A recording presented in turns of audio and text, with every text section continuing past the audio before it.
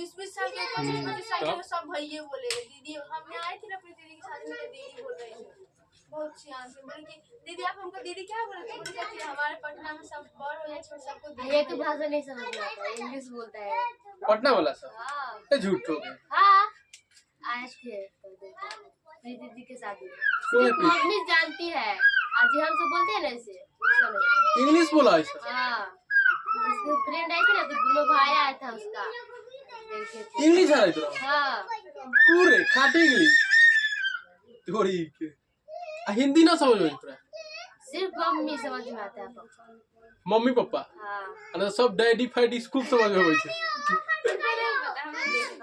अरे हमरा ना हिंदी जरूर समझ, बिहार में रहने वाला को हिंदी समझ में नहीं आएगा। पटना बिहार में ऐसा हो सकता है, ये पटना ना बिहार में रहने वाला को हिंदी नहीं आएगा। वो आता होगा वो जान के दिखा रही थी, समझो बाबू बिहार में रहने वाला को हिंदी नहीं आएगा। हिंदी और गाड़ी ये हो नहीं सकता है, हिंदी में एक्सपर्ट रहेगा और गाड़ी में एक्सपर्ट रहेगा। गाली झूठ दिखा रही होगी कि हमारा इंग्लिश है भैया। पटना में बहुत हवा लगता है। चलिए 7 नंबर देखिए, बोला गया कि बिंदु ए के निर्देशांक ज्ञात कीजिए। न लिखाया तुमको,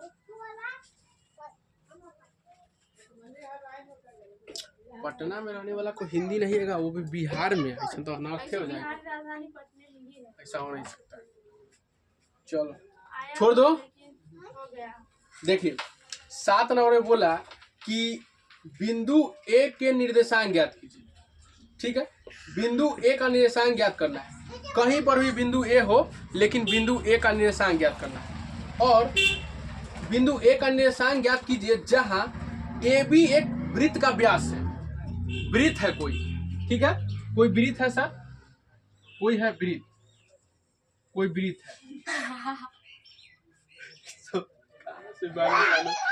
मोबाइल देख रहा है सर। देखिए छोड़िए, ये देखिए कोई वृत्त है।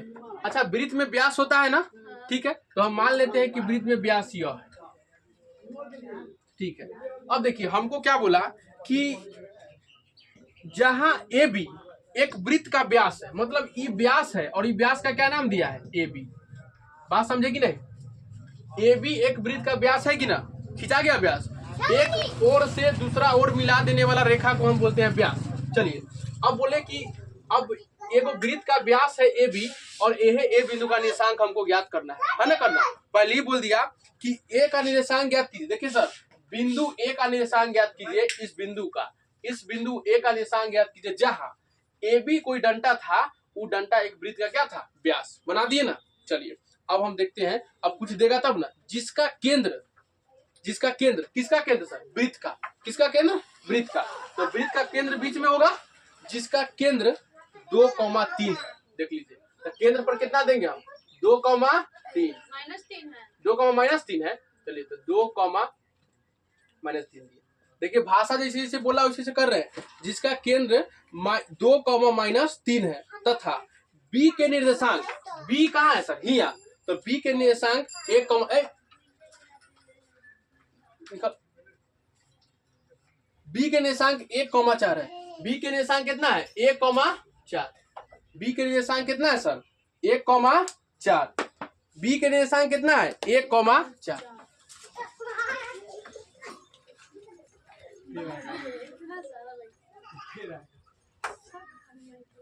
बी के निर्देशांक कितना है, 1,4। तो बी का निर्देशांक हम दे दिए 1,4। ठीक है, इस बी का निर्देशांक 1,4 है। जल्दी, बी का निर्देशांक 1,4 है। ठीक है, कितना बात समझ में आया, ये भाषा समझ। एक बार और पढ़ते, देखिए क्या बोला था। बोला था कि बिंदु ए का निर्देशांक ज्ञात कीजिए।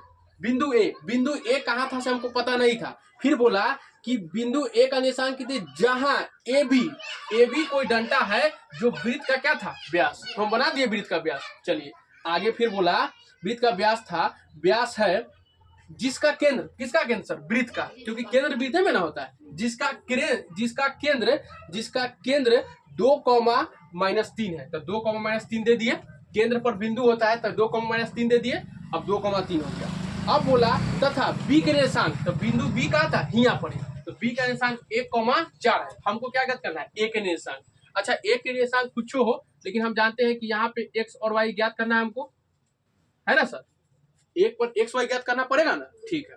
अच्छा बताइए ई जो है, अच्छा ई अगर ये वाला बिचला नहीं होता, बिचला अगर नहीं होता तो क्या मानते? अच्छा चलिए ई सब छोड़िए, देखिए यहाँ पे, यहाँ से ई ए है, ज्ञात क्या करना है समझे कि नहीं? इस बिंदु का निर्देशांक ज्ञात करना।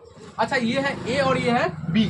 अच्छा अगर हमको ये निकालना होता, अगर ई वाला नहीं दे रहा था, अगर मान लीजिए कि यह बिंदु हियर रहता तो हम मध्य बिंदु से निकालते, क्या कि भाई देखो केंद्र का जो व्यास होता है, केंद्र का, किसी को धरो आप मारेंगे,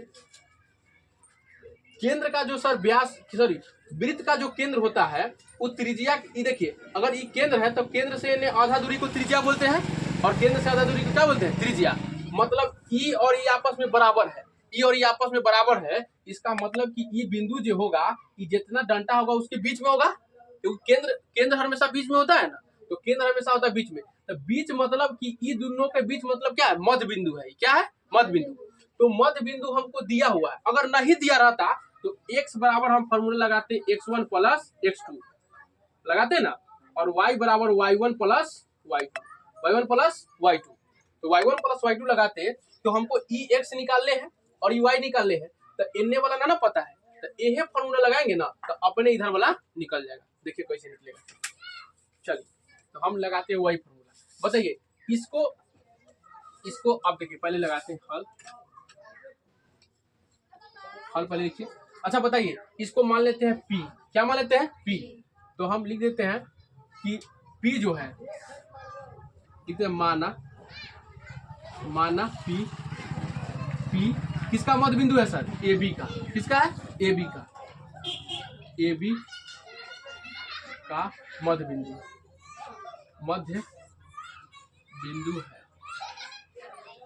बिंदु AB का मध्य बिंदु है।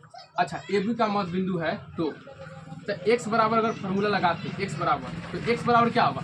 यहाँ बताइए ई एगो x होगा ना और एगो y होगा ना सर। चलिए अच्छा x और y होगा, ठीक। तो x बराबर अगर फॉर्मूला लगाते तो x बराबर क्या होता? x1 प्लस x2 बटा में 2।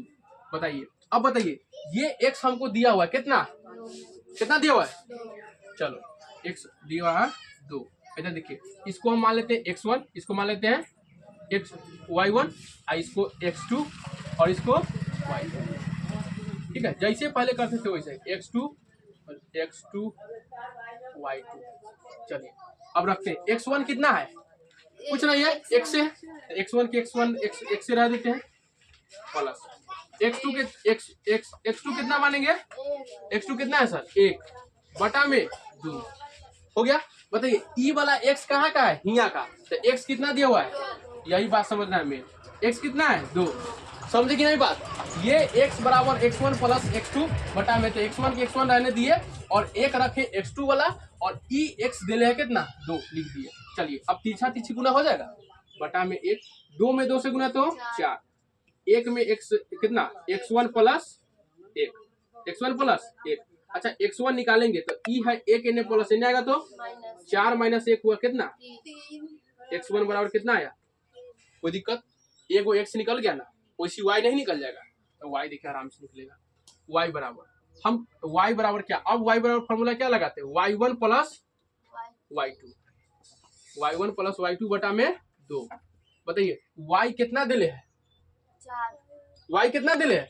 ई वाई 3 उन्हें नहीं, y2 है, y कितना है?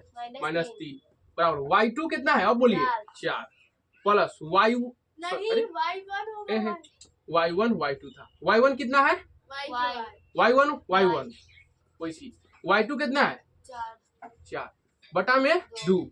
अब बताइए ये वैसी गुना होगा तीछा तीछी, 3 दूनी 6 लेकिन माइनस का 6, वैसी y1 प्लस 4, y1 निकालेंगे तो 4 इन्हें है -6, इन्हें कुछ होगा -4, तो 6 4 कितना हो जाएगा? 10, लेकिन माइनस का 10, तो y1 बराबर कितना आ गया? -10। तो हमको यही ना ज्ञात करना था। तो ए बिंदु का निर्देशांक, अतः ए का निर्देशांक कितना आया? 3 कॉमा -10। अच्छा ये बात समझ में आया कि नहीं? एक बार और समझिए बात। 10 है 110 अरे नहीं। कैसे लिख रहे हैं 3 कॉमा 10? ये बात समझ, देखिए बात समझिए, पूछो ना, ये सब बीत उत सब भूल जाइए। अगर बताइए अगर ई नहीं रहता तो हम लोग इसको निकालने के लिए एक्स का फॉर्मूला लगाते हैं ना, लगाते कि नहीं? हम जैसे ई दे रहे थे हम तो समझ गए कि भाई ई हमेशा ई दोनों देता था और ई वाला निकालना होता था, ई वाला निकालना होता था, तो हमको इस बार यह दे दिया और ई निकालना है, तो हम समझ गए कि भैया एक्स वाला जब फॉर्मूला लगाते हैं एक्स वाला तो x1 प्लस x2 करते हैं ना, करते हैं x1 x2, तो वही हमको ई निकालना होता था तो सब दे ले रहता था। इस बार हमारा ई निकालने के है और ई दोनों दे ले तो आराम से सॉल्व हो जाएगा। वैसे हम दिमाग, अच्छा बताइए अगर ई अगर कखनियों हो कि ई दे दे, ई वाला दे देगा और ई दे देगा, ई नहीं निकल जाएगा, फिर वही फॉर्मूला लगाएंगे। बात समझे कि नहीं? अभी हमको पहले देता था ई दोनों तो ई निकाल देते, अब हमको क्या किया, अभी दे दिया ई दोनों दे दिया और ई निकालने के लिए बोला, फिर आगे कहीं ई दोनों दे देगा, ई निकालने के लिए तो ना निकल जाएगा, फिर कौन फॉर्मूला लगाएंगे, यही वाला, और काम हो जाएगा। चलिए छाप लीजिए आंसर। देखिए तो इतना 3 कॉमा -10 है, -10 में कुछ डाउट लग रहा है हमको, नहीं है कोई बात, जल्दी उतारो जल्दी, एक और क्वेश्चन बनाते हैं तब साइंस पढ़ाएंगे। 3 क्वेश्चन आई हमको मन है कि करिए दे।